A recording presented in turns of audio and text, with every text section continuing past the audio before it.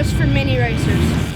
It takes place at Milestone MX November 3rd, 4th, and 5th. Last year we had a great time. And we will see you there.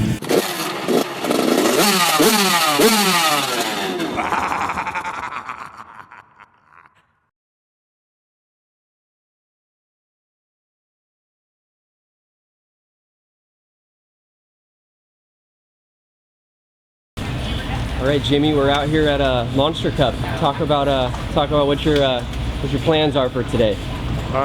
For today, hopefully see some good racing. See my guy Justin ride pretty well. Be good to see, first day with the new team at a race. So be cool to see Justin have a good race. He's a good starter, so should put him up front. And it's a bit of a test for him, I think, more than anything.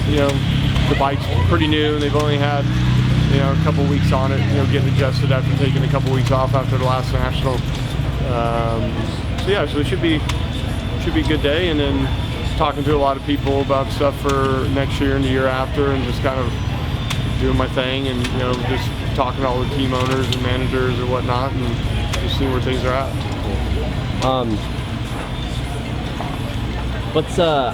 What is your role like with Justin? So I guess in being his manager / agent, kind of day to day, you're just with him. Like I handle quite a bit of stuff for him, and beyond just your normal negotiate the contracts and do all that stuff. I'm also helping him out with just a lot of stuff. We had some big changes with him this year. It's no secret that Supercross was kind of an utter disaster. And then 3/4 of the way, maybe a little bit before that, we had a big sit down and kind of evaluated what was going on, where we were at, what was right, what was wrong, and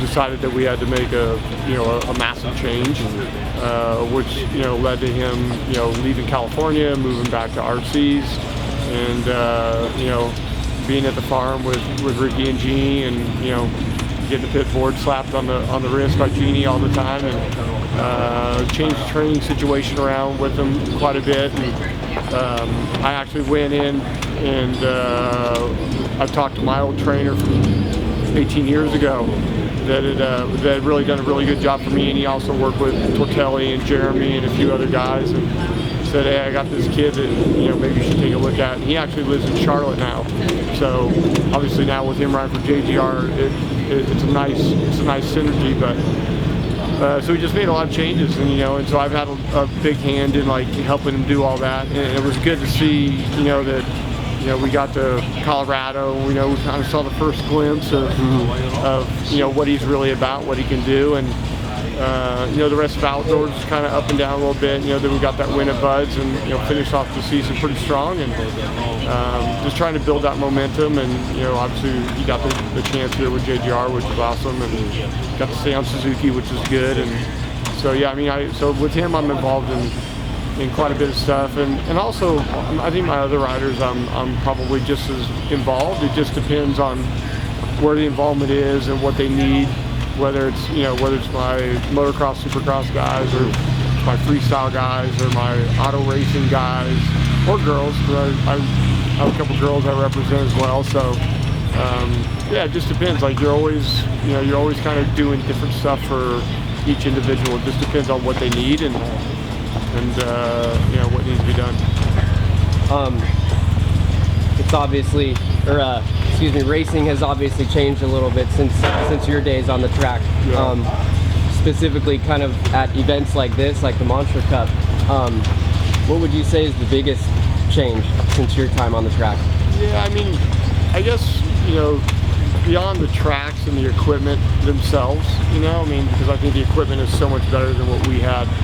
We were still messing around with carburetors. And on 4-strokes, that wasn't a good thing back in the early days, trust me. There's a lot more professionalism that happens these days. I think we got to have a bit more fun. We were a bit more risky, I guess you might say, and there certainly weren't weren't cell phones with cameras on them back then, which is a good thing for a lot of us.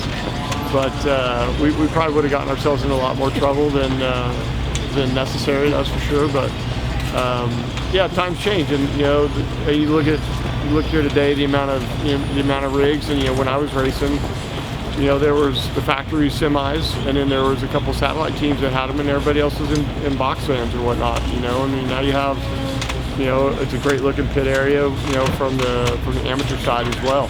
You got amateur teams that are being run like professional teams, and it's just getting the kids more ready. I mean, I think that's a good thing about this race. Yesterday at the press conference, you got to see, the super mini kids, and then the amateur all-stars on the 250 guys, and you can see the progression, and then you get the big guys on the stage, and the way that they handle themselves, their demeanor, and so you can kind of see how that transitions for them. And a place like this, which is what Feld does, I mean, it's good because it's a product that they sell. They sell the product to Supercross, so they want to help develop that talent too, to look as good as they can on camera.